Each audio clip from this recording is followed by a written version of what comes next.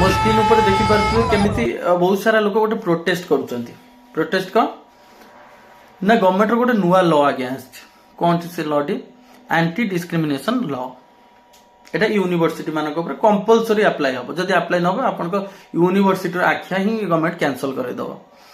कौन से लॉ रे अछि ना लॉ रे अछि जे एससी एसटी ओबीसी माइनॉरिटी मानक एक्स्ट्रा प्रोटेक्शन दवा पई जे से माने केबे हारास न हेबे तांकू केई मिस अब्यूज न करिवो सेमानक ऊपर के आखि उठी कथा न कहबो सेति पई। हां ठीक अछि किछ असुविधा नै तन प्रॉब्लम कौन ना प्रॉब्लम अछि आज्ञा। प्रॉब्लम कोठी अछि ना ए एक्ट अनुसार एससी एसटी ओबीसी रहिले गोटे साइड जनरल पिला रहिले गोटे साइड जदी केमिति ना एटा तो जनरल पिला ऑब्वियसली जदी कागु अब्यूज न कले कि कागु हारास न कले ता किछ तो केस हबनी तना असुविधा कौन ना असुविधा जदि गोटे एससी एसटी पिला कि गोटे माइनॉरिटी पिला जदि बाय चांस गोटे फॉल्स केस कला ता अगेंस्ट से कौन करिवो ना ए स्कीम अनुसार गवर्नमेंट कौन करछि प्रत्येक यूनिवर्सिटी रे गोटे इक्विटी मेंबर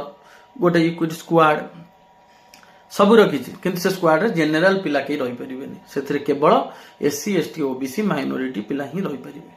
एथिरे कौन हम ना जदि जने माइनॉरिटी पिला किंबा गोटे लोअर कास्ट पिला गोटे अपर कास्ट पिला ऊपर केस कला ता कैरियर आज्ञा पूरा बर्बाद। सी सेथिरे पैसाला है कि तार कोर्ट फोर्ट लड़ी आसिक पहुंचले ता कैरियर आउ नथिबो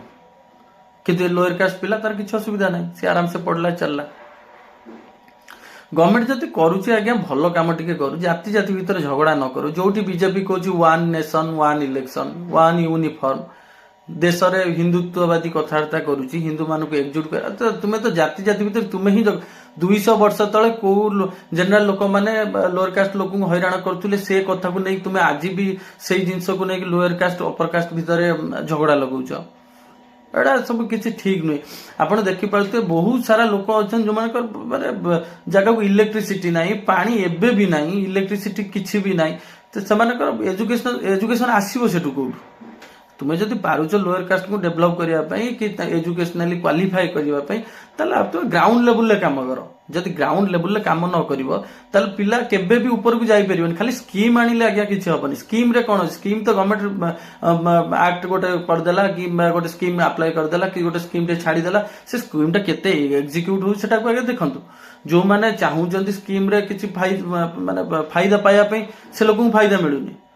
अननेसेसरी जो मानकर दरकार नहीं से मानक मुंडे सब फायदा तो जहाँ भी होउची फ्यूचर को देखा जाऊ जमिति हम देश रे किछि विशृंखला न हो सेमितिया काम करंतु नले खाली ए जो जाति जाति भीतर झगड़ा लगेई आ गवर्नमेंट तार पर्सनल फायदा उठेयक चाहूची सेमिति हेले देश ही